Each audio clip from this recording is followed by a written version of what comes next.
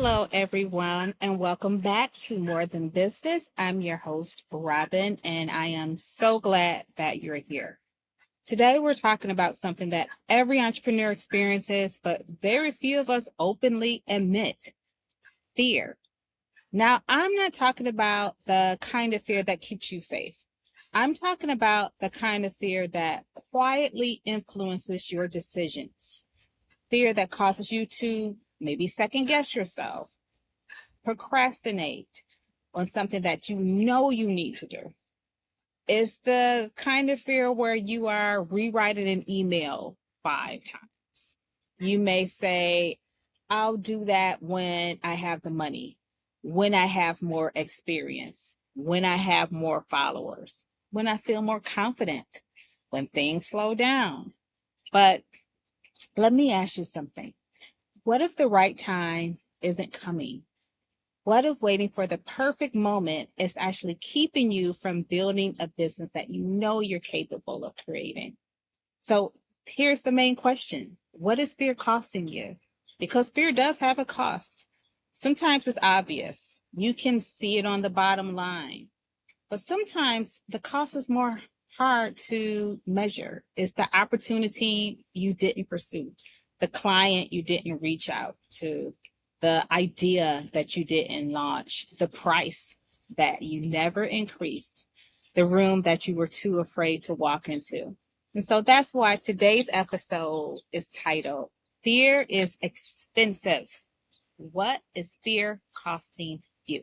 And we're going to talk about 4 areas where fear shows up for entrepreneurs: the fear of failure, the fear of being seen, the fear of raising your prices. And finally, we're going to talk about how to move forward when that fear doesn't disappear. Because this is something that I've learned. Courage isn't the absence of fear. Courage is deciding that your purpose is larger than that fear. So let's take a breath, get comfortable, and let's get into it. Let's start with one of the biggest fears in entrepreneurship, and that's the fear of failure. It's interesting because we celebrate successful people after they've made it. We celebrate the successful company. We actually see the book. We see the speaking engagement. We see the awards, the revenue. We see the polished website, the professional photos, the social media posts. And then we assume that that person must have been confident from the beginning. But that's usually not the story. Successful people are afraid too. They have doubts. They make mistakes. They make bad decisions. They lose money. They hire the wrong person. Maybe choose the wrong strategy. They may launch something that nobody buys. So they have moments when they wonder if they should quit. Hello, over here. The difference isn't that successful people never experience fear.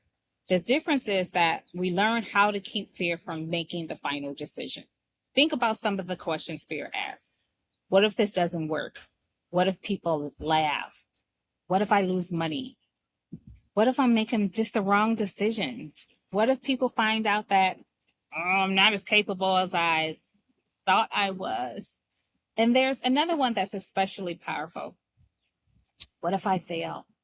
But I want to challenge you to change that question. Instead of asking, what if I fail? Ask, what will I learn, if this does work? Okay, what have I learned if this doesn't work? So because I say that fear gives you, and failure gives you information. It tells you where the gaps are, what you need to learn, where maybe you need to delegate. It may tell you what you need to stop doing. Okay.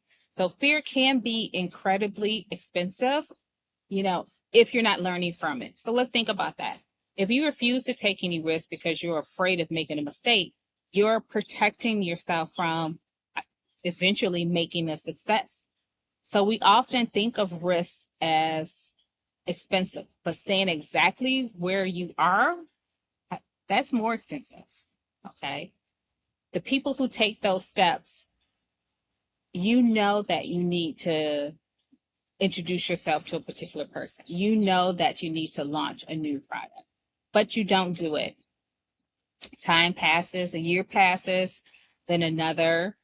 And eventually, you may realize something, that risk wasn't the only about changing. There's also a risk in not changing. So being in the same place a year from now, 5 years from now. So if you don't apply these things, I can guarantee you that you will be in the same place. Okay. You'll still have that fear of pitching to a client, of launching a product. But if you never launch it, you'll never know whether it could have worked. You're so focused on the possibility of rejection that you don't realize the opportunity of that may be on the other side. Okay. Maybe you've been sitting on an idea for 6 months. Maybe it's been 2 years. I won't tell anybody. Maybe it's been a business idea that you haven't told anyone. So when you need to make a change. When you need to move forward. But fear says, don't move.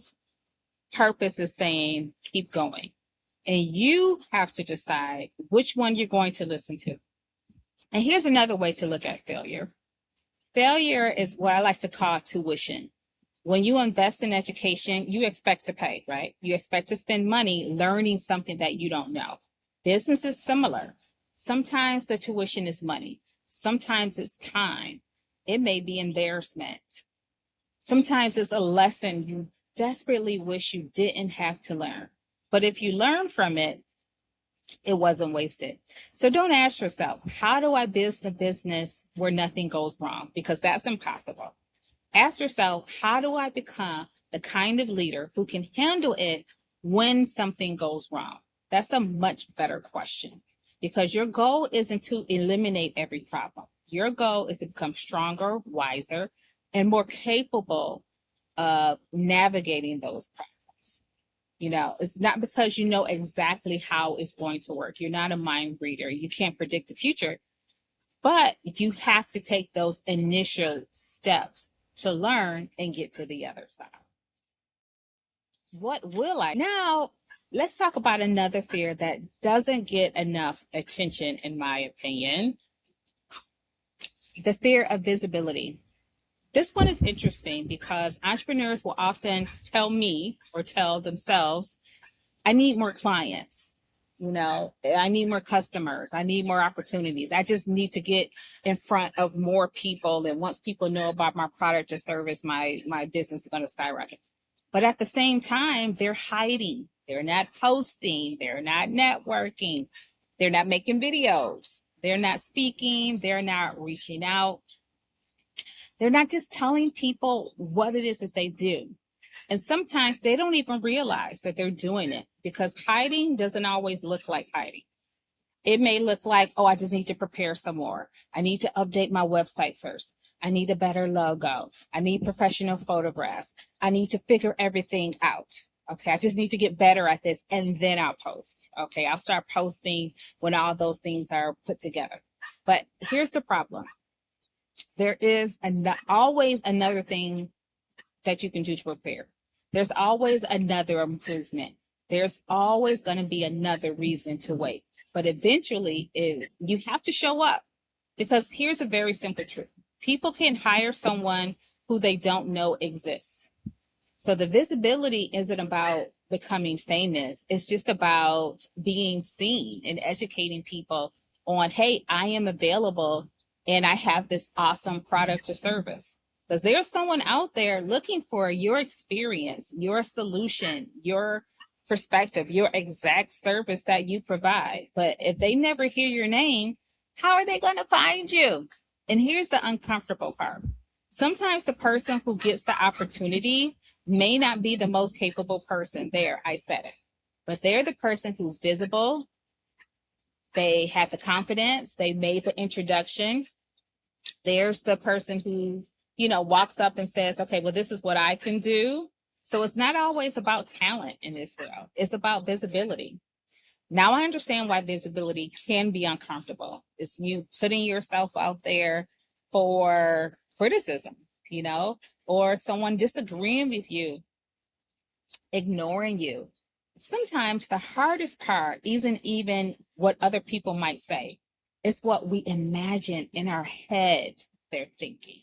What if no one comments on my post? What if my friends think I'm trying too hard? What if I make a mistake? But here's the thing, you cannot build a meaningful business based on imaginary criticism. At some point, you're going to have to decide my mission and vision is much larger than the criticism that I'm going to receive. So your first video is not going to be the best. Your first presentation, your sales conversation, your first podcast episode, that's okay. You know what happens when you keep doing something over and over? And I tell my kids this all the time, you get better. Okay. You do it again, get a little better. You do it again, you get a little better. We often think confidence comes from before there's action, but in reality, confidence is often created by action. So you don't wait to do something until you're confident. Okay. You have to do that thing and then you become confident. So you have to give yourself those initial steps of making mistakes and pushing past that fear, imaginary fear, in your head. So every time you do something that scares you, you teach yourself, I can survive uncomfortable things. And that is so powerful because once you learn that fear isn't going to destroy you, fear loses some of its power. So if you've been hiding behind perfectionism, preparation, confidence, you don't need to be everywhere. You don't need to be perfect. You just need to be willing to be seen by the people you're called to serve, such as showing up. Let people know that you're here. Let people know what it is that you do, who you help, and that consistency, that's going to lead to that visibility. But you got to push past that fear. Now, what if talk about money? Because this is where fear can get particularly expensive. Pricing. If you've ever struggled with raising your prices, you're not alone. Okay. Maybe you thought, let's talk about what if my clients leave? What if they say no? What if they find someone cheaper? What if they think I'm being greedy? What if I'm not really worth that much? That last question is often the real one. Not what will they think, but what do I believe I am worth? That's an important conversation because your price isn't just a number. Your pricing affects your entire business model. It affects your workload. It affects your energy. It affects your ability to hire help. It affects your ability to invest in marketing. It affects the experience you're able to provide. So it affects so many different elements of your business. So let's say that you are undercharging. You might think you're being generous. You might think, oh, I'm making my services accessible. But what happens when the price doesn't support the business? Now you need more clients. More clients means more hours. More hours lead to exhaustion. Exhaustion leads to less creativity. Less creativity means you're operating in survival mode. Okay, so that business that you built thinking, oh, this is going to be freedom. Now, honey, it is a trap. And sometimes we create that trap because we're afraid to ask for more. Now, I want to make something clear. Raising your prices doesn't mean randomly charging more. Your pricing should make sense for your market, your offer, of course, your experience, and your whole positioning. But if your skills have grown, your experience have grown, your results have improved, so you have what we call the receipts, and you've helped enough clients to create meaningful outcomes, then it is beyond reasonable to ask whether your pricing is grown with you. You don't have to remain at the same price forever, okay? Think about almost any profession. Experience matters. Expertise matters. Efficiency matters. Results matters. So why would your business and your time be any different? Here's something else.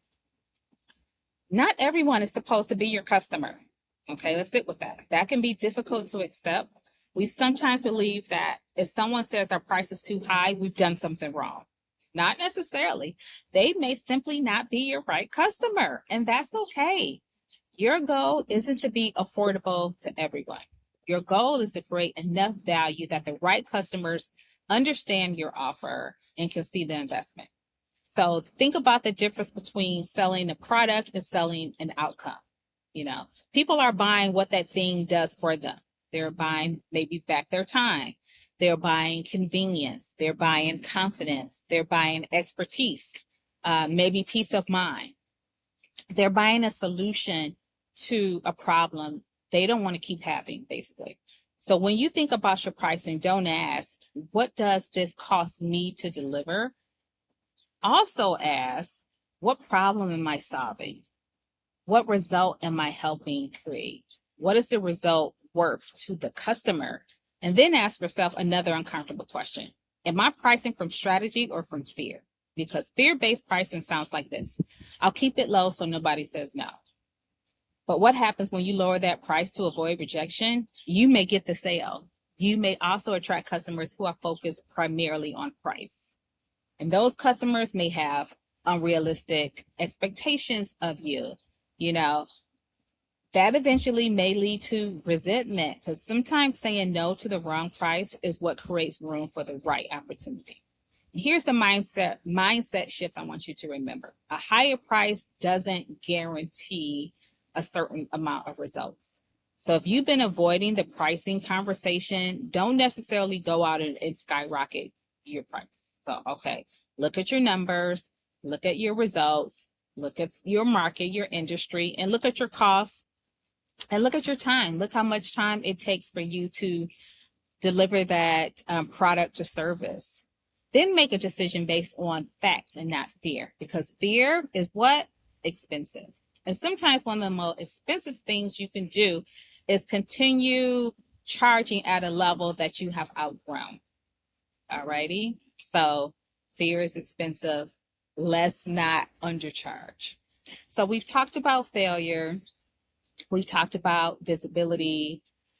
We've talked about pricing. But now we get to the most important question. What do we actually do with that fear? Because here's the good news. You don't have to eliminate fear before you move. In fact, you probably never will. There will always be another decision, another unknown, another opportunity that stretches you, another moment when you wonder, can I really do this? So instead of trying to eliminate the fear, we're going to work on having a better relationship with it. And one of the first things you can do is just name it. When you feel stuck, think of, what am I actually afraid of? Not why am I procrastinating? Not why can't I get myself together? Ask, what am I afraid will happen? Because maybe you're afraid of rejection. Maybe you're afraid of losing money. Maybe you're afraid of people judging you, or you will succeed and your life will change. Yes, even success can be frightening. Maybe you're just afraid of the responsibility, or if you try and fail and it doesn't work out. But most importantly is you want to name it, because once you name the fear, you can examine it, so you can look at it as, okay, this isn't as powerful as I thought. Now, fear loves the entire journey. It loves to overwhelm us. You look at stuff and say, oh my gosh, I want to be at that level, but I'm right here. So that fear is you never take a step forward because you're looking at this huge picture. So I don't want you to focus on the entire journey. Okay, just focus on the next step, not the next 10 steps, just the next one. What's the next phone call you need to make? Who's the next person you need to connect with? What's the next piece of equipment that you need to grow or to expand? What's the next video that you need to do? Okay, so just taking that next step to get to where you want to go, instead of looking at this big picture where it can be overwhelming. Number 3 is about collecting evidence, and I love this one. Keep a record of what you've already done. Every client you've helped, problem that you solved, difficult conversation. Maybe you survived a rejection that you recovered from. It's maybe something that you were able to figure out. You want to look at those as this is evident that I've overcome some things, because fear has a short memory when it comes to your victories. Fear wants you to focus on everything that can go wrong. Evidence reminds you of everything you've already overcome. So create a folder, create a document, write it down, put it on your notes app. You can call it I Can Do Hard Things file. And when you're having one of those days when you question yourself, just go back and read it. Not because you're trying to convince yourself that nothing will go wrong, but because you are reminding yourself, I've handled hard things before. That's confidence. Now, the fourth, you decide who gets the final vote. And this may be the most important strategy. Fear is allowed to have a voice, but fear does not get a vote. Fear can say, what if this happened? Your vision can say, well, let's find out. Fear will say, you might fail, but then your purpose can say, but we have to try. Fear can say, people might judge you, but then your mission has to say, the people who need this need me to show up. Fear doesn't have to be silent. You don't have to pretend that you're fearless. You just have to decide who gets the final vote. And I want you to remember this. You can be afraid and still act. You can be uncertain and still make a decision. You can be nervous and still walk into the room. You can doubt yourself and still submit the application. You can have that uncomfortable feeling and still raise your price. So that's courage, not the absence of fear. That's action in the presence of fear. That's what I want you to get comfortable with, because I can assure you that it's going to happen as an entrepreneur. As we wrap up today's episode, I want to leave you with one question, and I don't want you to answer it quickly. I want you to really sit with it and think about it. What is fear costing you? Not theoretically, personally. What is fear costing you? Is it an opportunity? Is it costing you revenue? Is it costing you confidence? Maybe the right relationships? Is it costing you the chance to make the impact you know you're capable of making? Maybe there's something that you've been avoiding, applying for an opportunity, starting a podcast, hiring help, raising your prices, speaking on a stage, publishing your book. Maybe it's a hard conversation that you need to make, that you have just fear and I can't do it. Or maybe it's just simply allowing yourself to believe that you are capable of more. Whatever it is, I want you to remember this. Fear is expensive. It costs you so much. It can cost you time. It can just cost you growth.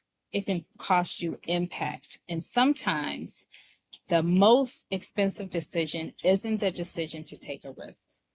The most expensive decision is the decision to keep waiting. But here's the good news. Courage compounds too. Every time you do something difficult, you build evidence. Every time you take a risk, you learn. Every time you survive rejection, you become a little less afraid of it. So every time you speak up, you become a little bit more comfortable being heard. That's how courage grows. One decision at a time. So here's a challenge for this week. I told you I was going to give you a challenge every week. I want you to choose one thing you've been avoiding because of fear. Not a whole list, just one. And take one meaningful action, whether that is reaching out to someone who can help you in your business. Maybe that's just simply publishing a post, talking about your business, submitting an application for a resource or for services, raising your prices. Is it time to raise those prices? For a lot of entrepreneurs, the answer is yes. Whatever it is, take the step, not because you're fearless, not because you know exactly what's going to happen or you have that complete and certainty. Do it because you're committed to becoming the person who shows up. Fear is going to show up, but remember, fear can ride in the car, but it has to sit in the back seat. It can complain about the route, but it does not get a chance to tell you, hey, you're making a mistake. Long story short, fear does not get to be in the driver's seat. If this episode encouraged you, I want you to share it with another entrepreneur who you think can really benefit from it.